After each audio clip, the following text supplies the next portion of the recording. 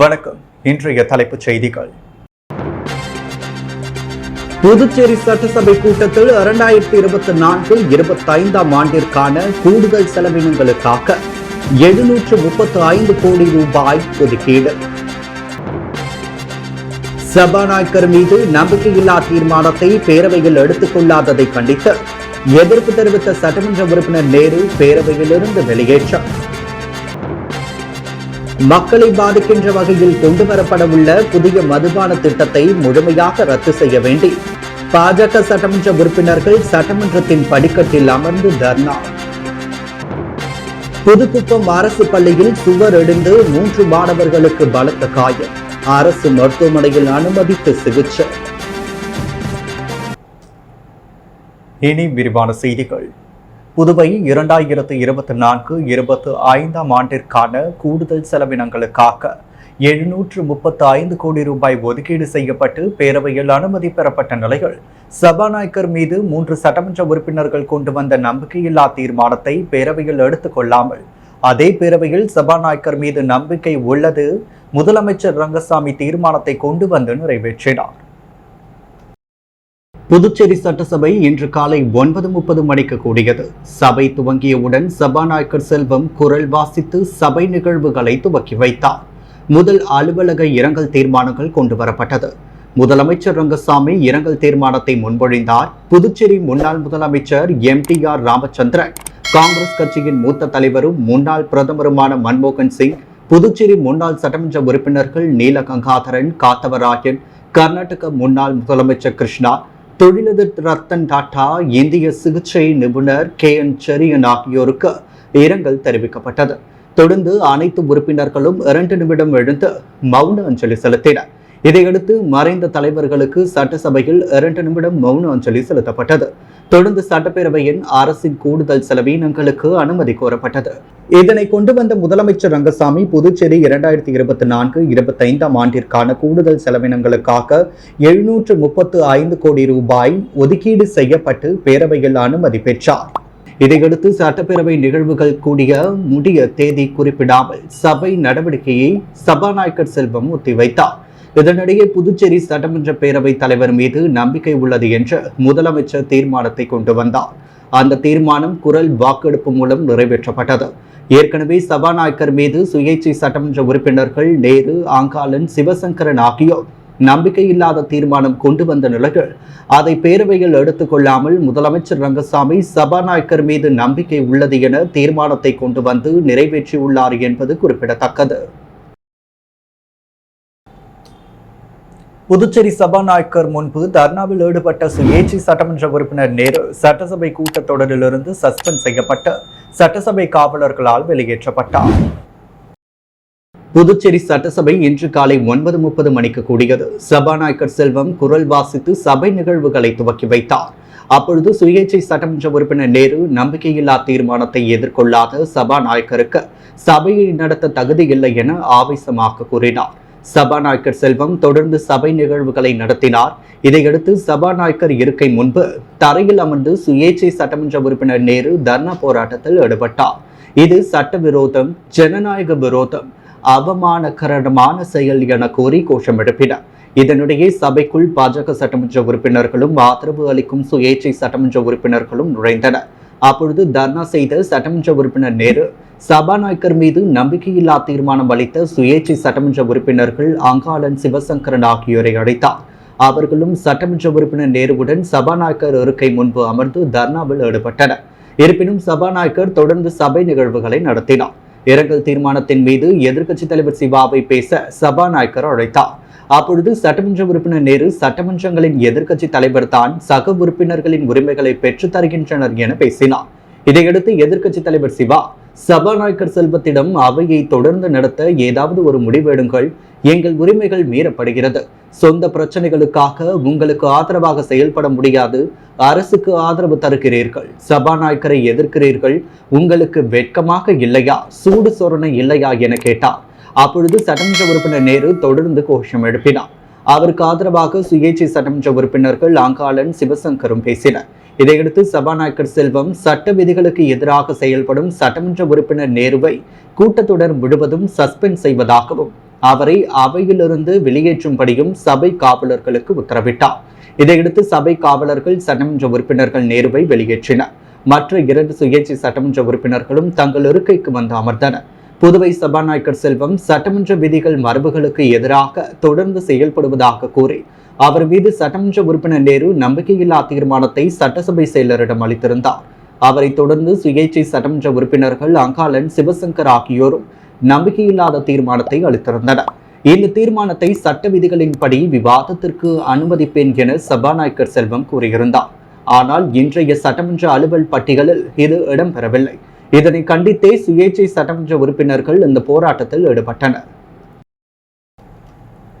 புதுச்சேரியில் புதிய மதுபான தொழிற்சாலை கொண்டு வரும் திட்டத்தை முழுமையாக ரத்து செய்ய வேண்டும் என வலியுறுத்தி ஆளும் கட்சி ஆதரவு பாஜக சட்டமன்ற உறுப்பினர்கள் சட்டமன்றத்தின் படிக்கட்டில் அமர்ந்து தர்ணா போராட்டத்தில் ஈடுபட்டதால் பரபரப்பு நிலவியது.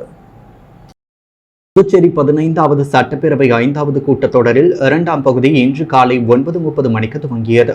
கூட்டத்தொடரில் பங்கேற்பதற்காக வருகை புரிந்த ஆளும் கட்சியின் ஆதரவு பாஜக சட்டமன்ற உறுப்பினர்கள் ஜான்குமார் தலைமையில் கல்யாணசுந்தரம், ரிச்சர்ட் மற்றும் பிஜேபி ஆதரவு சட்டமன்ற உறுப்பினர்களான சிவசங்கரன், அங்காளன், கொல்லப்பள்ளி அசோக் ஆகிய 6 பேரும் திடீரென சட்டமன்றத்தின் படிக்கட்டில் அமர்ந்து தர்ணா போராட்டத்தில் ஈடுபட்டனர்.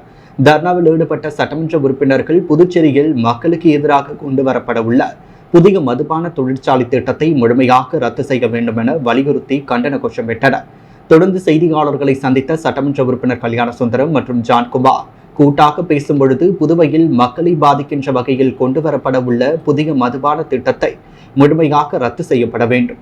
இதனை வலியுறுத்தி முதல்வர், கவர்னர் ஆகியோருக்கு மனு அளித்தோம். ஆனாலும் அரசு அந்த திட்டத்தை செயல்படுத்த முனைப்புடன் செயல்பட்டு வருகிறது என்று குற்றம் சாட்டினார். மேலும் பெங்கல் புயலால் கடுமையாக பாதிக்கப்பட்ட மக்களுக்கு கூடுதலாக நிவாரணம் வழங்க வேண்டும். கண் துடைப்பிற்காக சட்டமன்ற கூட்டத்தை கூட்டாமல் குறைந்தபட்சம் 10 நாட்களுக்கு நடத்தப்பட வேண்டும். ஸ்மார்ட் சிட்டி திட்டத்தின் கீழ் புதியதாக கட்டப்பட்டுள்ள புதிய பேருந்து நிலையத்திற்கு பிரதமர் நரேந்திர மோடியின் பெயரை வைக்க வேண்டும் எனவும் கோரிக்கை விடுத்தனர். தொடர்ந்து சட்டமன்ற உறுப்பினர்கள் 6 பேரும் மீண்டும் சட்டசபை கூட்டத்தில் கலந்து கொள்ள சட்டசபை உள்ளே கோஷங்களை எழுப்பியவாறு சென்று கூட்டத்திலும் பங்கேற்றனர். புதுச்சேரி புதுக்குப்பம் அரசு பள்ளியில் மாணவர்கள் கை கழுவும் தொட்டியில் சுவர் இடிந்து விழுந்ததில் 3 மாணவர்கள் காயங்களுடன் மருத்துவமனையில் அனுமதிக்கப்பட்டு சிகிச்சை பெற்று வருகின்றனர். புதுச்சேரி தவளக்குப்பம் பகுதியில் உள்ள புதுக்குப்பம் ஆரம்ப பள்ளிகள் மாணவர்கள் கை கழுவும் தொட்டியின் சுவர் இடிந்து விழுந்ததில் அங்கு விளையாடி கொண்டிருந்த 4ஆம் வகுப்பை சேர்ந்த பவன்குமார், பவின் ஆகிய 8 வயது மாணவர்கள் 2 பேரில் ஒருவருக்கு கை மற்றும் மற்றொருவருக்கு கால் முறிவு ஏற்பட்டது. அதேபோல் 5ஆம் வகுப்பை சேர்ந்த மாணவி தேஷிதா என்பவருக்கு முதுகில் செங்கல் விழுந்தது. ஆனாலும் அவருக்கு பெரியதாக காயம் எதுவும் ஏற்படவில்லை. மற்ற 2 மாணவர்களை புதுவை அரசு மருத்துவமனையில் சிகிச்சைக்காக அனுமதித்துள்ளனர். இந்த நிலையில் அரசு மருத்துவமனையில் சிகிச்சை பெற்று வரும் மாணவர்களை சட்டப்பேரவைத் தலைவர் செல்வம், கல்வித்துறை அமைச்சர் நமச்சிவாயம் நேரில் சந்தித்து ஆறுதல் தெரிவித்தனர். அவர்களுக்கு உரிய சிகிச்சை அளிக்க வேண்டும் என மருத்துவர்களிடம் கேட்டுக்கொண்டார்.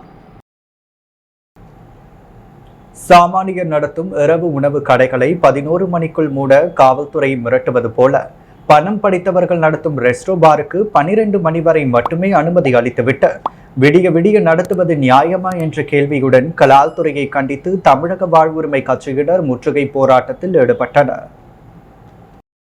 கலால்துறையை கண்டித்து தமிழக வாழ்வுரிமை கட்சியின் மாநில தலைவர் ஸ்ரீதர் தலைமையில் போராட்டம் நடைபெற்றது. புதுச்சேரிக்கு விடுமுறை நாட்கள் மட்டுமின்றி அனைத்து நாட்களிலும் அண்டை மாவட்டத்திலிருந்து சுற்றுலா பயணிகள் அதிகளவு வருவதால் புதுச்சேரி மாநிலம் சுற்றுலா மாநிலமாக இருந்து வருகிறது.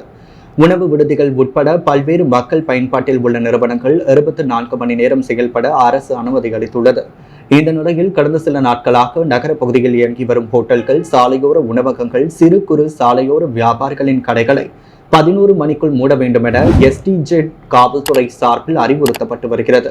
மக்கள் உணவு சாப்பிடும் கடைகளை 11 மணிக்குள் மூட மிரட்டும் காவல்துறை அனுமதியின்றி விடியற் காலை வரை செயல்படும் ரெஸ்டோ மற்றும் மதுபான விடுதிகளை கண்டு கொள்ளாதது ஏன்?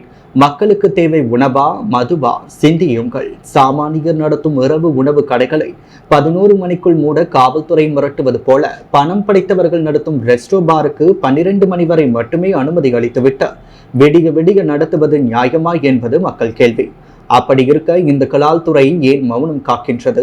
12 மணிக்கு மேல் நடத்தும் ரெஸ்டோ பார்களை கலால்துறை மூடவில்லை எனில் தமிழக வாழ்வுரிமை கட்சி நிர்வாகிகள் மற்றும் சாலையோர வியாபாரிகளை துரட்டி போராட்டம் நடத்துவோம் என்று தெரிவித்தனர். ஆல்பா மெட்ரிக் மேல்நிலைப் பள்ளியில் நடைபெற்ற அறிவியல் கண்காட்சியில் பள்ளியின் பல்வேறு பிரிவை சார்ந்த மாணவர்களின் 730 படைப்புகள் காட்சிக்கு வைக்கப்பட்டிருந்தது. ஆல்பா மெட்ரிக் மேல்நிலைப் பள்ளியில் அறிவியல் கண்காட்சி நடைபெற்றது. இந்த கண்காட்சியை ஆல்பா கல்வி நிறுவனங்களின் இயக்குநர் தனத்தியாக துவக்கி வைத்தார். பல மருத்துவர்களையும் என்ஜினியர்களையும் ஆசிரியர்களையும் உருவாக்கிய இந்த பள்ளி புத்தக படிப்போடு செயல்திறன் அறிவையும் ஊட்டுகின்றது. மாணவர்களுடைய அறிவுத்திறனையும் இக்கால மாணவர்கள் வருங்கால தூண்களாக மட்டுமல்லாமல் சிறந்த படைப்பாளியாகவும் திகழ வேண்டும் என்ற எண்ணத்தை கருத்தில் கொண்டு ஒவ்வொரு ஆண்டும் அறிவியல் கண்காட்சியை நடத்துகின்றது.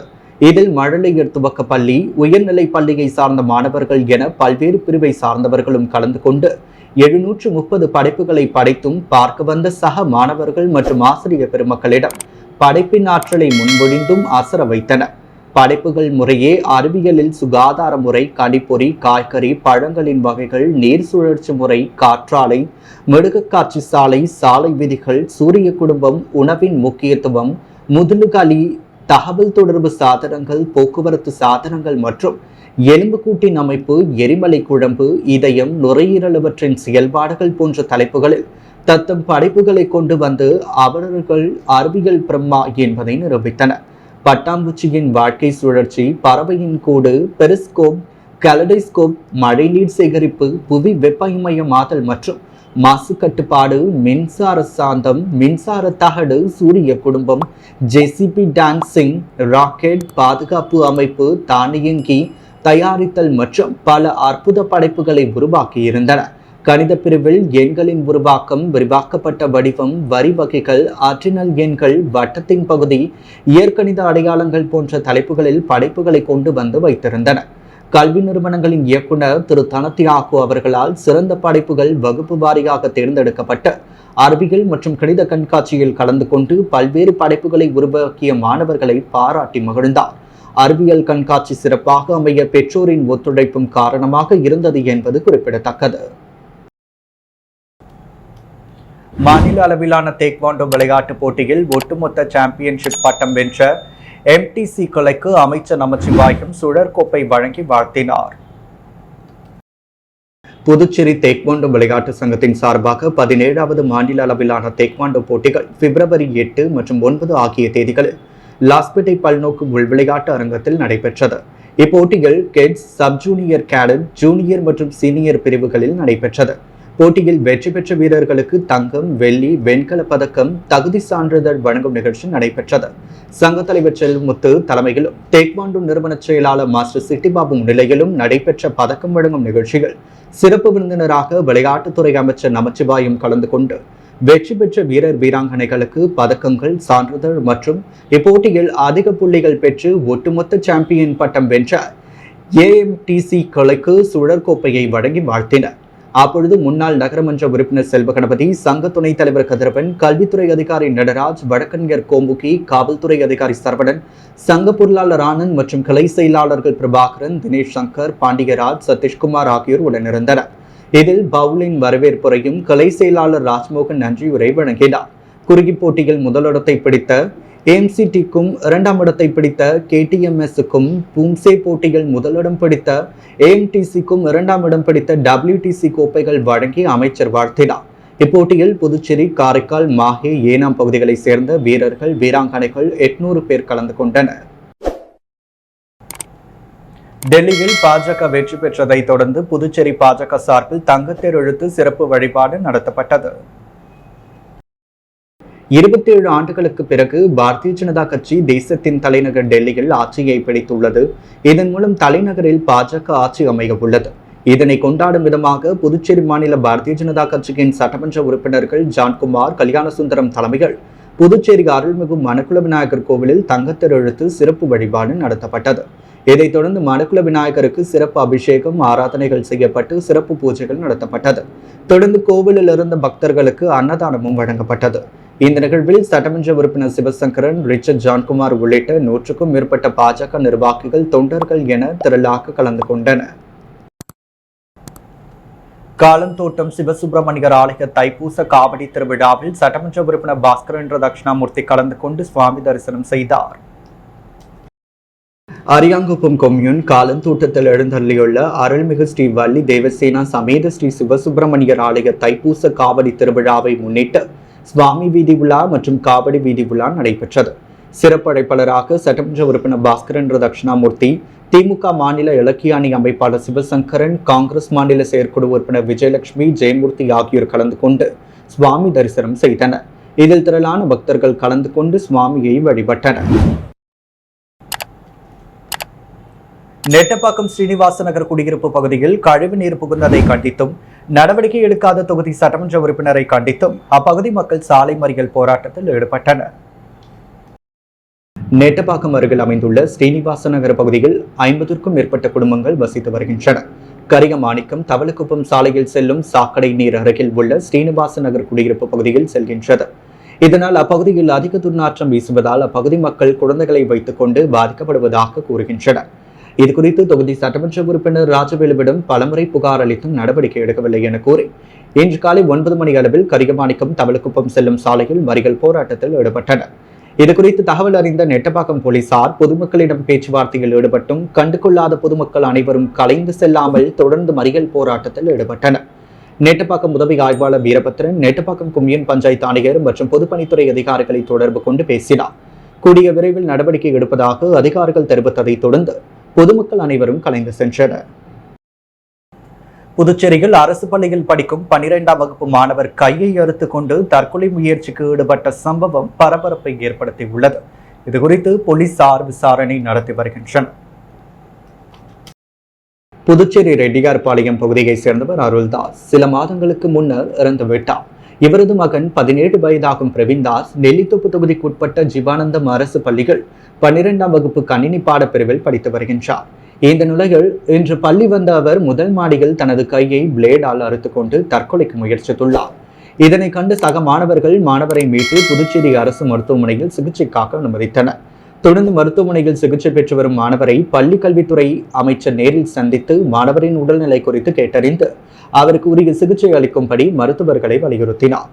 இந்த சம்பவம் தொடர்பாக வழக்கு பதிவு செய்துள்ள உருளையன்பேட்டை போலீசார் இன்று ஹால் டிக்கெட் கொடுக்கப்பட்டு வரும் நிலையில் தேர்வு பயம் காரணமா அல்லது காதல் விவகாரம் காரணமா மாணவர் தற்கொலை முயற்சியில் ஈடுபட்டாரா என்கின்ற கோணத்தில் விசாரணை மேற்கொண்டு வருகின்றனர். மேலும் மாணவன் முழுமையாக சிகிச்சை பெற்ற பிறகே தற்கொலை முயற்சிக்கான சரியான காரணம் தெரியவரும் என போலீசார் தரப்பில் தெரிவிக்கப்பட்டுள்ளது. சர்வதேச அளவில் டெல்லியில் நடைபெற்ற கிக் பாக்ஸிங் போட்டியில் பங்கேற்று வெற்றி பெற்று சாதனை படைத்த புதுவை விளையாட்டு வீரர்கள் தங்கம், வெள்ளி மற்றும் வெண்கல பதக்கங்களுடன் புதுவை ரயில் நிலையம் வந்தனர். அவர்களுக்கு பெற்றோர்கள் மேலத்தாளத்துடன் உற்சாக வரவேற்பு அளித்த பின்னர் முதலமைச்சரை சந்தித்து வாழ்த்து பெற்றனர். சர்வதேச அளவில் புதுடெல்லியில் நடைபெற்ற கிக் பாக்ஸிங் போட்டியில் பங்கேற்று தங்கப்பதக்கம், வெள்ளி பதக்கம், வெண்கல பதக்கத்துடன் திரும்பிய குத்துச்சண்டை வீரர்களுக்கு புதுவை ரயில் நிலையத்தில் பெற்றோர்கள் மற்றும் பொதுமக்கள் என அனைவரும் கலந்து கொண்டு மேலத்தாளத்துடன் சிறப்பான வரவேற்பு அளித்தனர். சர்வதேச அளவில் கிக் பாக்ஸிங் போட்டி பிப்ரவரி மாதம் 1ஆம் தேதி முதல் 5ஆம் தேதி வரை புதுடெல்லி இந்திரா காந்தி சர்வதேச உள்விளையாட்டு அரங்கத்தில் நடைபெற்றது. புதுச்சேரி மாநிலத்திலிருந்து 10 வீரர்கள் கலந்து கொண்டனர். லாஸ்பேட்டை பாரதி கேந்திர வித்யாலயா பள்ளி மேல்நிலைப் பள்ளி, விவேகானந்தா மேல்நிலைப் பள்ளி, பெட்டி செமினார் மேல்நிலைப் பள்ளி, ஆதித்யா வித்யாசிரம் மேல்நிலைப் பள்ளி என அனைத்து பள்ளிகளிலிருந்தும் 7 மாணவர்கள் பங்கேற்றனர். புதுச்சேரி மாணவர் லோகேஷ் 37 கிலோ எடைப்பிரிவில் தங்கப்பதக்கமும், முகேஷ் 42 கிலோ எடைப்பிரிவில் தங்கப்பதக்கமும், 47 கிலோ எடைப்பிரிவில் தங்கப்பதக்கமும் கௌஷிக் வென்றார். ஆதேஷ் 28 கிலோ எடைப்பிரிவில் வெள்ளி பதக்கமும், ஹேமந்த் 32 கிலோ எடைப்பிரிவில் வெண்கல பதக்கமும், பவித்ரன் 37 கிலோ எடைப்பிரிவில் வெண்கல பதக்கமும், மவுசின் 32 கிலோ எடைப்பிரிவில் வெள்ளி பதக்கமும் வென்றார். அணியின் மேலாளர் ராஜமாணிக்கம் குப்புசாமி அவர்கள், அணியின் தேசிய நடுவர் கிருஷ்ணராஜ் மற்றும் பயிற்சியாளர்கள் தினேஷ் மற்றும் வினோத், பெற்றோர்கள் கலிகபெருமாள், குமார விஜயன், ரமேஷ், முருகானந்தம், பொதுமக்கள் ஆகியோர் நிகழ்ச்சியில் கலந்து கொண்டனர். நிகழ்ச்சியின் இறுதியில் நாகராஜ் வெற்றி பெற்ற மாணவ வீரர்கள் முதல்வர் ரங்கசாமியை சந்தித்து வாழ்த்துக்களை பெற்றனர். புதுச்சேரியில் அறிவித்த திட்டங்களை செயல்படுத்தவில்லை, மத்திய பட்ஜெட்டில் புதுச்சேரிக்கு கூடுதல் நிதி ஒதுக்கவில்லை என புகார் கூறி புதுச்சேரி சட்டப்பேரவை கூட்டத்திலிருந்து திமுக, காங்கிரஸ் சட்டமன்ற உறுப்பினர்கள் வெளிநடப்பு செய்தனர். புதுச்சேரி சட்டசபை இன்று காலை 9:30 மணிக்கு கூடியது. சபை துவங்கியவுடன் சபாநாயகர் செல்வம் திருக்குறள் வாசித்து சபை நிகழ்வுகளை துவக்கி வைத்தார். தொடர்ந்து நடைபெற்ற சபை நிகழ்வுகளில் பங்கேற்ற திமுக மற்றும் காங்கிரஸ் சட்டமன்ற உறுப்பினர்கள் இந்த ஆட்சியில் கடந்த 4 வருடமாக அறிவிக்கப்பட்ட பல திட்டங்கள் செயல்படுத்தப்படவில்லை, செயல்படுத்தப்பட்டு வந்த திட்டங்கள் முடக்கப்பட்டுள்ளது, மத்திய பட்ஜெட்டில் புதுச்சேரி புறக்கணிக்கப்பட்டு இருப்பதாக குற்றம் சாட்டி பேரவையிலிருந்து எதிர்க்கட்சித் தலைவர் சட்டமன்ற உறுப்பினர் சிவா தலைமையில் திமுக மற்றும் காங்கிரஸ் சட்டமன்ற உறுப்பினர்கள் வெளிநடப்பு செய்தனர். இதனிடையே சட்டப்பேரவையில் அரசின் கூடுதல் செலவினங்களுக்கு அனுமதி கோரப்பட்டது. இதனை கொண்டு வந்த முதலமைச்சர் ரங்கசாமி புதுச்சேரி 2024-25 ஆண்டிற்கான கூடுதல் செலவினங்களுக்காக 735 கோடி ரூபாய் ஒதுக்கீடு செய்யப்பட்டு பேரவையில் அனுமதி பெற்றார். இதையடுத்து சட்டப்பேரவை நிகழ்வுகள் முடிய தேதி குறிப்பிடாமல் சபை நடவடிக்கையை சபாநாயகர் செல்வம் ஒத்திவைத்தார். புதுச்சேரி காங்கிரஸ் கமிட்டியின் விஸ்வகர்மா அணியின் சார்பில் தைப்பூசத்தையொட்டி பக்தர்களுக்கு அன்னதானம் வழங்கப்பட்டது. புதுச்சேரி காங்கிரஸ் கமிட்டியின் விஸ்வகர்மா அணியின் சார்பில் கவிக்குயில் நகரில் நடைபெற்ற தைப்பூசம் திருவிழாவில் ஏழைகளுக்கு அன்னதானம் வழங்கப்பட்டது. விஸ்வகர்மா அணியின் நிர்வாகி வடிவேல் தலைமையில் நடைபெற்ற இந்நிகழ்வில் மோகன் அனைவரையும் வரவேற்று வள்ளலார் குறித்து நினைவு கூர்ந்தார் மற்றும் காங்கிரஸ் கட்சியின் மாநில துணைத் தலைவர் தேவதாஸ், DS மணி ஆகியோர் முன்னிலை வகித்து ஏழைகளுக்கு அன்னதானம் வழங்கி சிறப்பித்தனர். இந்த நிகழ்ச்சிக்கு மாரியப்பன் அறக்கட்டளையின் நிறுவனர் மாரியப்பன், சபாநாயகம் மற்றும் காங்கிரஸ் கட்சியின் பொறுப்பாளர்கள் ரவிச்சந்திரன், கோதண்டராமன், சுரேஷ், செல்லப்பெருமாள், பரணி பாபு, கதிர், ஜெயா ஆகியோர் கலந்து கொண்டனர். முடிவில் விஸ்வகர்மா அணியின் பொதுச் செயலாளர் தியாகராஜன் அனைவருக்கும் நன்றியுரை கூறினார். அரியாங்குப்பம் மார்க்கெட் பகுதியில் தைப்பூச திருவிழாவை முன்னிட்டு புதுச்சேரி ஒருங்கிணைந்த சமரச சுத்த சன்மார்க்க சங்கத்தின் சார்பில் பொதுமக்களுக்கு அன்னதானம் வழங்கப்பட்டது. தைப்பூச திருநாளை முன்னிட்டு புதுச்சேரி முழுவதும் பல்வேறு இடங்களில் சிறப்பு வழிபாடுகளும் அன்னதானமும் நடைபெற்று வந்தது. அதன் ஒரு பகுதியாக அரியாங்குப்பம் மார்க்கெட் வீதியில் புதுச்சேரி ஒருங்கிணைந்த சமரச சுத்த சன்மார்க்க சங்க துணைத் தலைவர் மற்றும் அரியாங்குப்பம் திமுக தொகுதி அவைத்தலைவருமான பாண்டியன் குடும்பத்தார் சார்பில் 2000 நபர்களுக்கு அன்னதானம் வழங்கும் நிகழ்ச்சி நடைபெற்றது. இதில் வள்ளலாரின் திருவுருவப்படத்திற்கு பூஜை செய்து தீபாராதனை காண்பிக்கப்பட்டு அன்னதானம் வழங்கப்பட்டது. இந்நிகழ்ச்சியில் ஏராளமான பொதுமக்கள் கலந்து கொண்டு அன்னதானத்தை பெற்று சென்றனர். ஸ்ரீ சிவசைலநாதர் ஆலய தைப்பூச விழாவில் சபாநாயகர் ஏம்பலம் செல்வம் கலந்து கொண்டு சுவாமி தரிசனம் செய்து அன்னதானத்தை துவக்கி வைத்தார். அரியாங்குப்பம் கம்யூன் சிவலிங்கபுரத்தில் எழுந்தருளியுள்ள அருள்மிகு திரிபுர சுந்தரி சமேத ஸ்ரீ சிவசைலநாதர் ஆலய தைப்பூச விழாவை முன்னிட்டு அருள்மிகு திரிபுர சுந்தரி சமேத ஸ்ரீ சிவசைலநாதர் சுவாமிக்கும் ஸ்ரீவள்ளி தேவானை சமேத முருகப்பெருமானுக்கும் சிறப்பு அபிஷேகம் ஆராதனைகள் செய்து மலர்களால் அலங்கரிக்கப்பட்ட வாகனத்தில் ஸ்ரீவள்ளி தேவானை சமேத முருகப்பெருமானின் வீதி உலா நடைபெற்றது. அதனைத் தொடர்ந்து சுமார் 2500 பேருக்கு அன்னதானம் வழங்கும் நிகழ்ச்சி நடைபெற்றது. இதில் சிறப்பு அழைப்பாளராக சபாநாயகர் ஏம்பலம் செல்வம், திமுக மாநில இலக்கிய அணி அமைப்பாளர் சிவசங்கரன் ஆகியோர் கலந்து கொண்டு சுவாமி தரிசனம் செய்து அன்னதானத்தை தொடங்கி வைத்தனர். இதற்கான ஏற்பாடுகளை அறங்காவலர் குழு மற்றும் ஊர் பொதுமக்கள் சிறப்பாக செய்திருந்தனர். உழவர்கரை தொகுதி முழுவதும் பொதுமக்களுக்கு வழக்கறிஞர் சசிபாலன் இலவச தண்ணீர் பந்தல் அமைத்து பொதுமக்கள் பயன்பாட்டிற்கு திறந்து வைத்தார். புதுச்சேரி உழவர்கரை தொகுதி முழுவதும் சமூக சேவகர் வழக்கறிஞர் சசிபாலன் மற்றும் அவரது பாசறை நிர்வாகிகளால் பல்வேறு நலத்திட்ட உதவிகள் தொகுதி முழுவதும் வழங்கப்பட்டு வருகிறது. மேலும் மக்களுக்கு எந்த ஒரு அடிப்படை பிரச்சனையாக இருந்தாலும் உடனடியாக நேரில் சென்று அதற்கு தீர்வு காணப்பட்டு வருகிறது. இந்த நிலையில் உழவர்கரை தொகுதியில் பொதுப்பணித்துறை மூலம் வழங்கப்பட்டு வரும் குடிநீர் கடந்த சில தினங்களாக சரியாக வரவில்லை. இதனை கேள்விப்பட்ட வழக்கறிஞர் சசிபாலன் பொதுமக்களுக்கு உதவிடும் வகையில் இன்று கம்பன் நகர் பகுதியில் தண்ணீர் பந்தல் அமைத்து கொடுத்து பயன்பாட்டிற்கு துவக்கி வைத்தார். இந்நிகழ்ச்சியில் ஊர் முக்கிய பிரமுகர்கள், சசிபாலன் பாசறை நிர்வாகிகள், ஊர் பொதுமக்கள் என திரளாக கலந்து கொண்டு சிறப்பித்தனர். தவளக்குப்பம் பிள்ளையார் திட்டு பகுதியில் அமைந்துள்ள பாலமுருகன் ஆலயத்தில் தைப்பூச விழா விமர்சையாக நடைபெற்றது. புதுச்சேரி தவளக்குப்பம் பிள்ளையார் திட்டு பகுதியில் அமைந்துள்ள பாலமுருகன் ஆலயத்தில் தைப்பூச விழா வெகு விமர்சையாக கொண்டாடப்பட்டது. இதையொட்டி பாலமுருகனுக்கு சிறப்பு பூஜைகள் நடைபெற்று மகா தீபாராதனை காண்பிக்கப்பட்டது. மேலும் இந்த பூஜையில் கலந்து கொண்ட பக்தர்கள் அனைவருக்கும் அன்னதானம் வழங்கி விமர்சையாக கொண்டாடப்பட்டது. நிகழ்வின் சிறப்பு விருந்தினராக மணவெளி தொகுதி நாம் தமிழர் கட்சியை சேர்ந்த இளங்கோவன், ரமேஷ், கோகுல் கிருஷ்ணன் உள்ளிட்டோர் பங்கேற்று சிறப்பித்தனர்.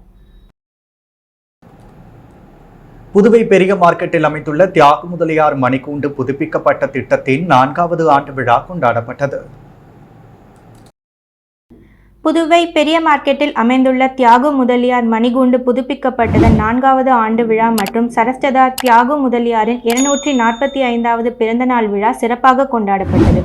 1849ஆம் ஆண்டு தியாகு முதலியாரால் புதுவை பட்டணத்திற்கு வழங்கப்பட்ட மணிகூண்டு கடந்த 2021ஆம் ஆண்டு பிப்ரவரி மாதம் 11ஆம் தேதி அவருடைய வாரிசுதாரர் டாக்டர் சாமுவல் தியாகுவால் புதுப்பிக்கப்பட்டது.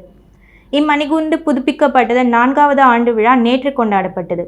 தியாகு முதலியாரின் வாரிசுதாரர் டாக்டர் சாமுவல் தியாகு, அவருடைய துணைவியர் டெபோரா சாமுவல் கேக் வெட்டி மற்றும் பொதுமக்களுக்கு இனிப்புகள் வழங்கி கொண்டாடினர். இவ்விழாவில் பெரிய மார்க்கெட் அலுவலர்கள், வியாபாரிகள், பொதுமக்கள் மற்றும் பிரான்ஸ் நாட்டின் சுற்றுலா பயணிகள் கலந்து கொண்டனர்.